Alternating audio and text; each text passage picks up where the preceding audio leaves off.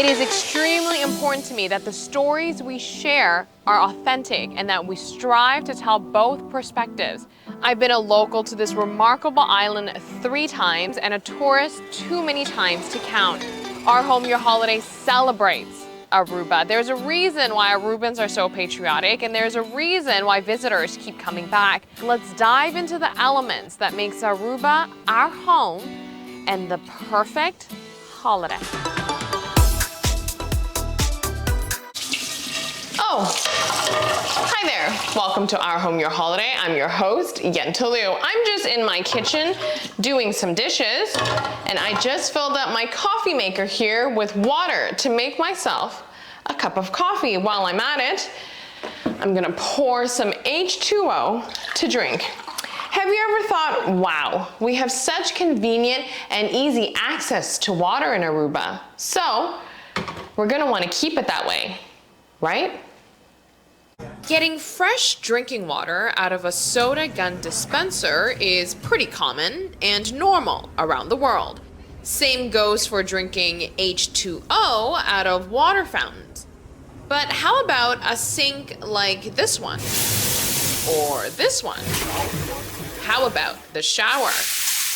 I'll take you one step further. Let's go inside a public restroom. Now, how common is it to drink the same water that you just washed your hands with in a bathroom like this one?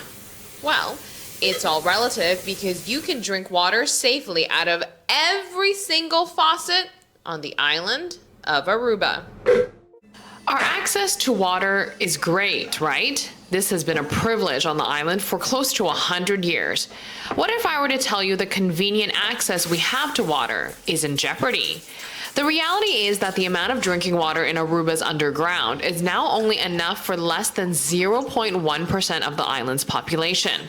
Let me repeat, less than 0.1%. It is a limited natural resource. When factoring in the number of tourists we get, the amount of water in our underground covers less than 0.001% of what we need. Thankfully, the government of Aruba is working diligently with leaders from around the world to solve this global issue. There is a worldwide water crisis, and it was the focus at a recent United Nations conference. The conference, held in New York, was attended by thousands of delegates from around the world.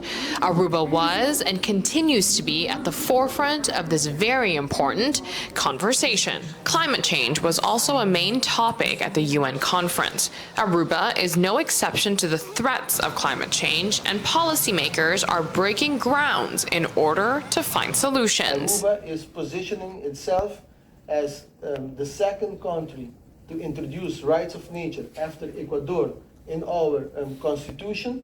We will be the fourth to have it in our legislation, and we will be the first to have the rights of ocean included in this legislation. On April 22nd, we are celebrating the 50th anniversary of Mother Earth, Earth Day, and on that day, the legislation is going to leave my ministry to go through its legal process that it has to go through in Aruba. We may be small compared to the rest of the world, but Aruba recognizes our footprint and impact. Even though we are a small island, we are taking our responsibility, and we believe that by doing this, we are sending a bold statement to the world that we are going to make sure that nature has its rights. Our main objective is to bring harmony between humans and nature. The reason why is we need nature to live. Nature doesn't need us. Leaders of this One Happy Island has a complete understanding of what is at stake for us and for the Earth. Minister Adens informed international delegates at the conference the proactive measures we are making. Nature nurtures, yet we must act to nurture nature. And I cannot think of a more structural way to achieve this than including the rights of nature and rights of ocean in the Constitution of Aruba. Thank you very much. So you might be wondering what having the rights of ocean and rights of nature within our Constitution actually means. Well, it is the recognition and honoring the fact that nature has its own rights. So things within our ecosystem, such as trees, plants, animals, and more, have their own rights. So a big step forward for Mother Nature, indeed. Palm Beach is great. It is definitely the tourism capital of Aruba, but I highly recommend for you to explore different parts of Aruba just because there's so much history and culture to offer. There are so many things to see in Aruba and so many fun vehicles to take you to see them. My ride today is a 67 El Camino, and we are about to roll up to one of the best areas on this one happy island.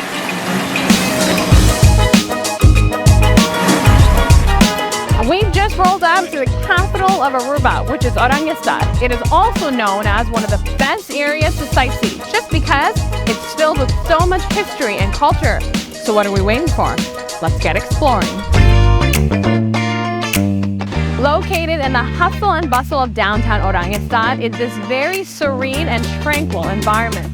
Welcome to Wilhelmina Park, where one of its highlights is this historic statue of Queen Wilhelmina of the Netherlands, whom the park is named after. This stunning park is a true oasis in the heart of the city. The park is home to a variety of tropical trees and plants, including towering palm trees. What's ideal about the park location is that it's surrounded by many shops and restaurants, and we are about to head to one of the most timeless cafes in Aruba. We are at Café de Plaza, which is the oldest Dutch cafe to open in Aruba 30 years ago. Not only is it timeless and cozy, but they have very affordable prices. But one of the best parts about this place is that it is within walking distance to many historic sites in downtown Oranjestad and the Wilhelmina Park. But most of all, it's just a great place to stop for good coffee. Right behind me is Fort Zeltman. If you'd like to see some history, then it should be on your list because it is a historical museum housed inside the oldest remaining building in downtown Oranjestad. It was built in 1796 for coastline protection. There are also other establishments located in old historic buildings, such as Que Pasa Restaurant and Wine Bar. Que Pasa Restaurant and Wine Bar certainly lives up to its name of being a wine bar. Just take a look at this wine cellar. They offer more than 100 different options for wines, and they have a sommelier who goes by the name of River, who's happy to provide you with some guidance for the perfect glass or bottle of wine to go with every dish.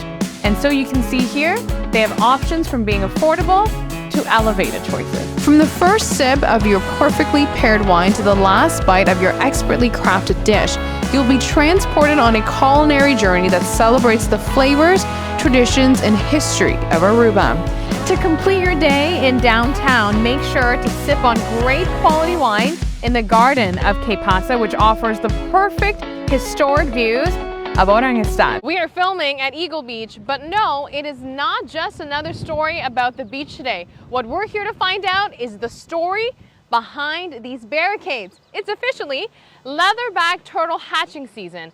What should you know about it in order to protect them?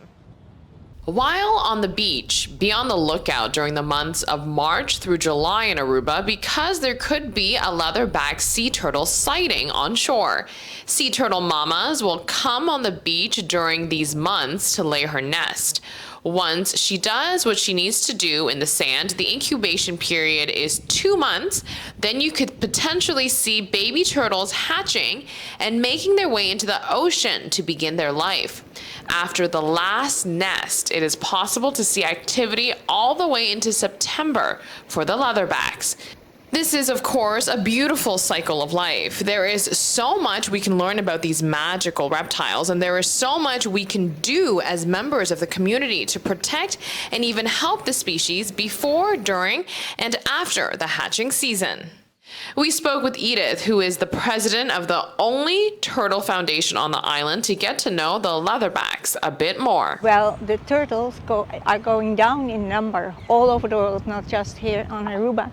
And they have their function in our ocean. They are so important. They are also very charismatic animals, but they also have their function. For example, this leatherback, they don't live here in the Caribbean. They live in the Atlantic Ocean because they feed on very, very big jellyfish. And they don't find them here in the Caribbean. And if they don't eat them, we have a lot more jellyfish, and jellyfish eat plankton. And so everything is connected. If we don't have plankton anymore, we don't have fishes and anything.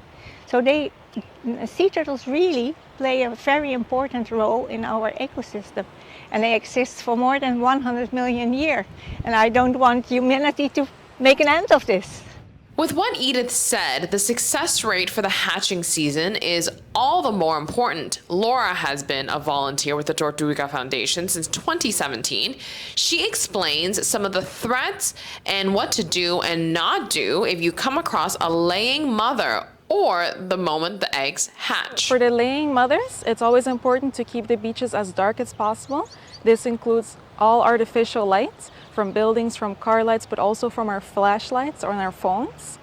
If a turtle is going to come up and she wants to lay a nest, if she sees a lot of light, she can get scared and go back into the ocean. The opposite is for hatchlings. They will be attracted to the light, which we don't want. We don't want them to go on the streets. Another point is not driving on the beach. It still happens a lot.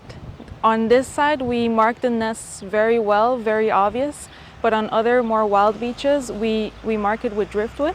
So it is often that we've had tracks right next to the nest, which could affect also the hatchlings and the nest itself. The turtles will try a few times to come on shore to lay her eggs, but if she feels too threatened or stressed by elements such as artificial lights, then she will unfortunately drop her eggs into the ocean. So be mindful and do your part when you're on any beach during the leatherback season. The footage we are showing you right now are all recorded during the daytime, which is actually very rare. It is much more likely for the leatherbacks to come ashore in the nighttime and for the hatching to take place at night as well. So the threats of artificial lights that Laura mentioned are very important to note. Laura gives us a play-by-play look into the mother hatching her eggs, which can be up to a 2-hour process on shore. So usually when she comes up on land, if she feels comfortable, she will hopefully go up quite high, as you can see here, because if she goes too close to the shore, then there's also a risk of flooding the nest. So she will look for a place where she feels comfortable and safe to lay it, and then she will start burying her own body, which is what we call a body pit. And then with her hind fins, she's gonna scoop sand and then scoop with the other sand, and that's called the chamber, until she can't reach, until nothing more comes up, and then she's gonna lay her eggs, and afterwards she's gonna start covering with her hind fins. One of the most fascinating things the volunteers told me about the hatching period is that Aruba's natural element can impact the number of males and females baby sea turtles being born into the earth. When the turtle female lay the eggs, then they are neutral. They are not male, not female yet. And the temperature in the 3rd, 4th week will determine if there are more males or more females coming out of the nests. And the temperature, the hotter, more female, the cooler, more males. And because of the always blowing wind and the white sand, we think we produce, or we have done a study about that also, more males. And that is very good nowadays with the climate change and the global warming, because in the whole world, the number of males is going down. And we need them. For the locals and tourists of Aruba who are lucky enough to witness any sea turtle ashore, be cautious before getting too excited or whipping out your phones to take photos or videos. Of course, a lot of people get very excited, including us, when the hatchlings start to hatch. And a lot of people stand on this side, and it's important that if you're standing close to the ocean, the water doesn't touch your feet. Why? Because the babies are small. So once they crawl through the sand, they're going to get into the ocean, and sometimes the waves push them back, and then we have a risk of stepping on them. This is something that is not, we often don't have time to tell people because the hatchlings hatch very fast, but it is a risk to get stepped on. And then obviously no flashlights. A good nest will have 60 to 70 hatchlings. Only 1 in 1,000 of the baby sea turtles will make it in the wild due to the fact that they have natural predators. So we must do all we can to protect each and every one of them. Call the Tortuga Foundation hotline if you see any sea turtles on shore. There is something else that's very fascinating that Edith and Laura told me. 1 in 1,000 baby sea turtles make it, right? And if that baby sea turtle is a female and goes into adulthood and she needs to lay her eggs, she will always go back to the beach where she was born, not just the destination, but the actual beach. So one of those eggs right now on Eagle Beach, if they're born and they are female and make it into adulthood, they will always go back to Eagle Beach to lay her nest. So the definition of the most loyal repeat visitor. Thank you so much for watching today. I hope you enjoyed the show. For more on-demand content, please subscribe to our YouTube channel, Our Home, Your Holiday. We'll see you next time.